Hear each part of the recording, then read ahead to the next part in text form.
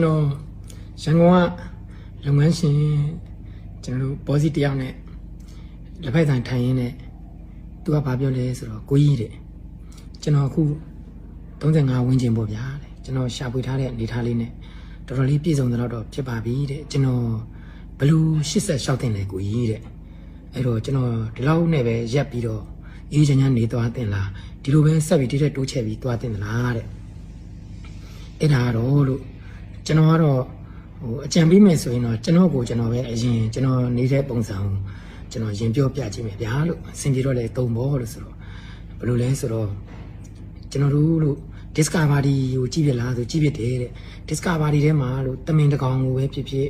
နွားရန်လေးတကောင်ကိုပဲဖြစ်ဖြစ်မြင်းကြားလေးတကောင်ကိုပဲဖြစ်ဖြစ်ချင်းသေးတွေကြားတွေအဲ့လိုမျိုးလိုက်ကြိုက်စားကြတယ်လေအဲ့ခါကျတော့လို့ချင်းသေးအုပ်လိုက်ကြီးလိုက်ကြိုက်စားလိုက်ကြိုက်တယ်ချင်းသေးကအဲ့မှာနွားရန်လေးတကောင်မိသွားတယ်အဲ့နွားရမ်းရလည်းပဲသူကလွတ်ညာသွားနေတာတကောင်ကလေဘင်းကိုခဲထားတယ်ခဲထားပြီးတော့နောက်ကကောင်လေးကဘိုက်တွေပေါက်စားခြေထောက်တွေပေါင်နေစားအော်အဲ့ဒီလိုမျိုးနဲ့သူကမြလွတ်ညာသွားရင်နဲ့သူဟာအတန်လဲအော်နေတယ်အသက်လဲရှူးနေတယ်နာကျင်မှုဝေဒနာတွေခံရင်းနဲ့သူကဘာလုပ်တယ်လဲဆိုတော့ရှေ့ကိုရုန်းကန်နေသွားဟိုကောင်ကြီးကနောက်ကသူ့ကိုလိုက်စားနေတာအေးဗျာတော့အဲ့ချိန်မှာသူနောက်လဲကြည့်လိုက်တဲ့အချိန်မှာသူအောက်ပိုင်းမရှိတော့ဘူးတော်တန်ဝေကရစရာကောင်းတယ်လို့ကျွန်တော်တို့လူတွေလည်းထို့တူပဲလို့ကျွန်တော်တို့လူတွေကဘယ်လိုလဲဆိုတော့လို့လူတရားလို့အသက်80တက်တန်းတစ်ခုထိဟိုဘက်ပြုတ်ခဲ့တဲ့ကံကြောင့်ဒီဘက်ကနေဘူးပါလာတယ်ထားပါအောင်လို့အခုကျွန်တော်ဆိုရင်အသက်40တွဲထား40ကျော်သွားပြီ40ပဲထားလိုက်အောင်အဲ့တော့ကျွန်တော်နောက်ကိုလှည့်ကြည့်လိုက်တဲ့အချိန်မှာကျွန်တော်ခန္ဓာကိုယ်က40ရာခိုင်နှုန်းမရှိတော့ဘူးအဲ့တော့ကျွန်တော်ခန္ဓာကိုယ်နှစ်ပုံရင်ကိုတပုံကျော်ရော့သွားပြီမရှိတော့ဘူးခန္ဓာကြီးကရုပ်နေနေရတော့ရှိတာပေါ့ခြေထောက်တွေလက်တွေရှိတာဟုတ်တာပေါ့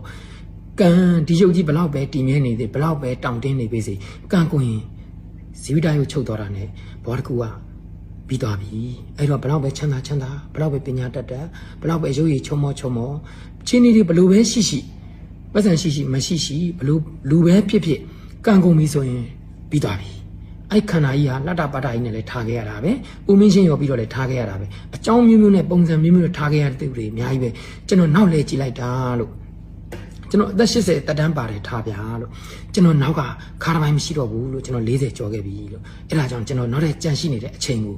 ကျွန်တော်ကောင်းမွန်တုံချခြင်းတယ်လို့ကျွန်တော်တားရည်သမီးစီဝါရေးတွေနဲ့ပဲနေ့စဉ်လုံးပန်းရင်းနဲ့ကျွန်တော်ဘွားကြီးကိုကျွန်တော်ဒီလိုမျိုးပဲစီဝါရှာဖို့တတ်လူဖြစ်လာတယ်ဆိုရင်တော့ကျွန်တော်တို့ဟာခေါင်းသားကိုစားကန်နီးပြီနှလုံးနေရာကိုစားကန်နီးပြီဆိုမှကျွန်တော်တို့ဟာဘာမှမကြံတော့တာသိရင်တော့ကျွန်တော်တို့ဘာမှပြင်ဆင်ခြင်းမရတော့ဘူးလို့အကြအိုမင်းချင်းရောလာပြီ50 60 80ဟော80လောက်မှသိရင်တော့သွားပြီပေါ့နော်သွားပြီဘာမှပြင်လို့မရတော့ဘူး60ကျော်လောက်မှသိရင်လည်းမလွယ်တော့ဘူးသိရမှာ40ပတ်ဝန်းကျင်လောက်ကတီးကိုသိရမှာအဲ့တော့စီဝိုင်းလည်းတရားဓမ္မအတွင်းရပဲရှာနိုင်တယ်ဟိုကုသိုလ်အကုသိုလ်ခွဲခြားပြီးရှာနိုင်တယ်ပြီးတော့ဘဝနေထိုင်မှုမှာလည်းမိမိတန်ត្រာကောင်းကျိုးတဲ့လူမဲ့တမ်းမယ်ပြီးရင်သီလစောင့်တည်မယ်ပြီးရင်ဝိပဿနာတရားအားထုတ်မယ်ဆိုပြီးဒီလိုမျိုးကောင်းကျိုးချမ်းသာနဲ့မိမိဘဝကိုကောင်းမွန်နေထိုင်သွားနိုင်တယ်တားလေးသမီးလေးတွေကိုကိုနဲ့ပတ်သက်တဲ့မိသားစုတွေကိုနဲ့ပတ်သက်တဲ့ဆွေမျိုးညာတီတွေတပည့်တပန်းတွေပေါ်မှာလည်းမေတ္တာစေတနာထားပြီးကောင်းကျိုးလိုရာလေးတွေပြုပေးသွားတတ်တယ်ပေါ့အဲ့ဒါကြောင့်သူတော်ကောင်းတရားတွေနားမယ်ခုချိန်မှာကိုယ့်ရဲ့အသက်အရွယ်နဲ့ခုအသက်20ရွယ်ညီလေးညီမလေးတွေဆိုရင်နောက်လည်းကြည့်လိုက်ပါမိမိက80တက်တန်းပါတယ်ဆိုညီလေးတို့20ရာခိုင်နှုန်းအောက်ကခြေထောက်2ချောင်းမရှိတော့တယ်လို့ခံစားရတယ်ဒါကိုသိရမှာကံအနေနဲ့ကတော့20ရာခိုင်နှုန်းမရှိတော့ဘူး60ပဲကျန်တော့မယ်အဲ့တော့40ရှိတဲ့သူကနောက်ဝင်လှည့်ကြည့်လိုက်ပါအသက်80တက်တန်းပဲတွက်လိုက်40ရာခိုင်နှုန်းကဘာဖြစ်သွားပြီလဲဆိုရင်နောက်က40မရှိတော့ခါတိုင်းမရှိတော့ဘူးလို့သိရမှာမိမိဘဝကိုမိမိအဲ့ဒီလိုအမှန်မြင်မှပြင်မှာတည်ခြင်းကြောင့်တရားကိုမေးလို့မရဘူး။အိုခြင်းနာခြင်းတည်ခြင်းတွေကနောက်ကလိုက်စားကြိုက်စားနေတာကျွန်တော်တို့ဘဝကြီးအဲ့ဒီလိုမျိုးနဲ့ပဲပြတ်သုံးပြီးတော့တွားတာရုပ်အနေနဲ့ကတော့လူတွေကရှိတာပေါ့ခန္ဓာကိုယ်တစ်ခုလုံးဘာမှမပြည့်စည်ဘူးလို့ထင်ရပေမဲ့ကျွန်တော်တို့ကံကြောင်းတရားနဲ့တက်တန်းကတော့တဖြည်းဖြည်းဆုပ်ယုပ်ပျက်စီးလာပြီလို့အမှန်မြင်ပြီးတော့အဲ့ဒါမိမိကိုမိမိသုံးသက်ဆင်ခြင်ပါလို့ကျွန်တော်ကြံပေးလိုက်တော့ဟုတ်တယ်နော်ကိုကြီးတဲ့ညီလေးလည်းဘာမှမဆိုစီးပွားရေးတွေပဲနေဝညအောင်စီးပွားရေးတွေနဲ့ဆိုတော့ဒါကျွန်တော်တို့အနေနဲ့လည်းဒါပြန်ကြည့်မယ်ဆိုကျွန်တော်35နှစ်ဝန်းကျင်33နှစ်ဝန်းကျင်ကျွန်တော်ခန္ဓာကြီးကျွန်တော်ရဲ့ကံရတာမရှိတော့ဘူးပေါ့တဲ့ကြံတဲ့ချိန်ကြီးတွေကိုကောင်းမွန်နေရမှာမှန်တာပေါ့လို့တက်နိုင်ဆုံးတက်ဆွမ်းနိုင်သမျှတော့ ကောင်းမွန်စူးစမ်းမှာပေါ့လူဆိုတော့အပြစ်ကတော့မကင်းဘူးပေါ့ပုထုဇဉ်နေနဲ့ဒါပေမဲ့နိုင်တယ်များနဲအောင်ပေါ့ကျွန်တော်တို့လည်းအပြစ်မကင်းပါဘူးနိုင်တယ်များနဲအောင်တော့စူးစမ်းပြီးနေတယ်တက်နိုင်တယ်များဆရာတော်တန်ဃာတော်တွေကိုချင်းကပ်ပြီးတော့သူတို့ရဲ့ဆုံးမဩဝါဒကိုနေတယ်တရားတက်နိုင်တယ်များစူးစမ်းပြီးနားတယ်ပေါ့နော်